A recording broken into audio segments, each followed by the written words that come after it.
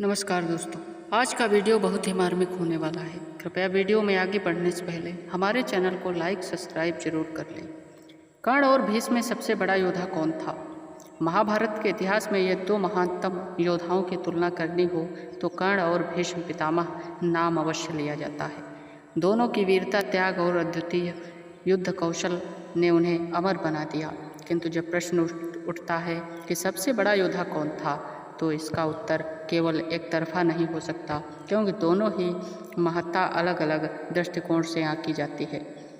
भीष्म की महत्ता यह थी। भीष्म पितामह कुरुवंश के आधार स्तंभ थे। उन्होंने आजीवन ब्रह्मचर्य का व्रत लेकर हस्तिनापुर की रक्षा की। वे अजय योद्धा माने जाते थे।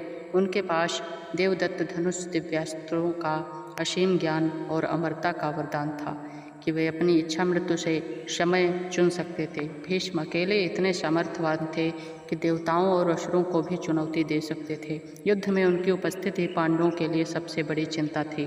कुरुक्षेत्र युद्ध के पहले 10 दिनों तक भीष्म ने नेतृत्व के कौरव सेना अजेय रही।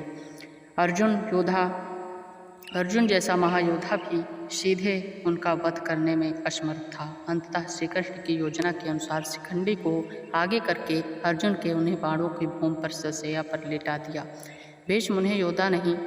भीष्म केवल योद्धा ही नहीं बल्कि धर्म ज्ञानी थे। उन्होंने नीति, शांति और धर्म पर अनेक उपदेश दिए। उनके विचार और त्याग उन्हें केवल योद्धा नहीं बल्कि आचार्य और मार्गदर्शन बनाते हैं।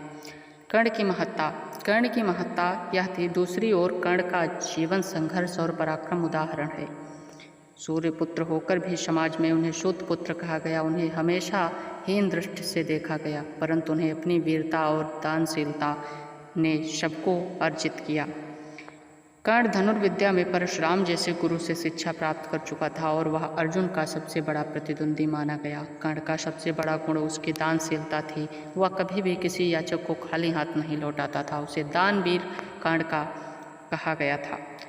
युद्ध भूमि में जब भी उसने अद्भुत साहस दिखाया। भीष्म के निधन के बाद जब कर्ण को सेनापति बनाया गया तो कौरव सेना ने नई ऊर्जा पाई।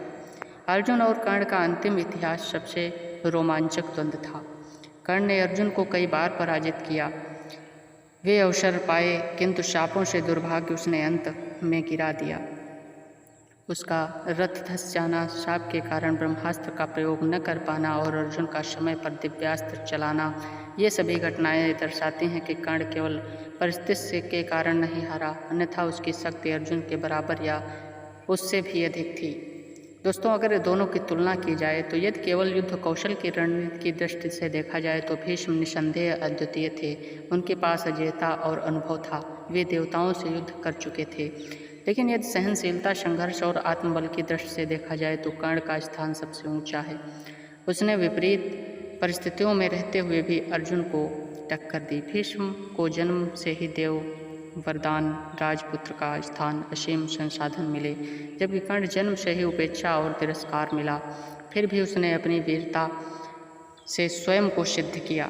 दोस्तों, इसलिए सबसे बड़ा योद्धा कौन है, इसका उत्तर दृष्टिकोण पर निर्भर करता है। यद्यपि अनुभव, अजेय और धर्म ज्ञान की दृष्टि से देखा जाए तो भीष्म महान योद्धा हैं।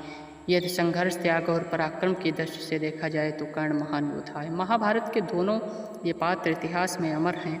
भीष्म की छवि अजेय धर्म रक्षक की है, जबकि कर्ण की छवि दानवीर और अद्वितीय पराक्रम योद्धा की। अतः कहा जाता है कि महाभारत में भीष्म नीति और धर्म के प्रतीक, कर्ण को साहस और दानशीलता के प्रतीक थे। दोस्तों, दोनों ही योद्धा अपने अपने जगह पर बराबर थे।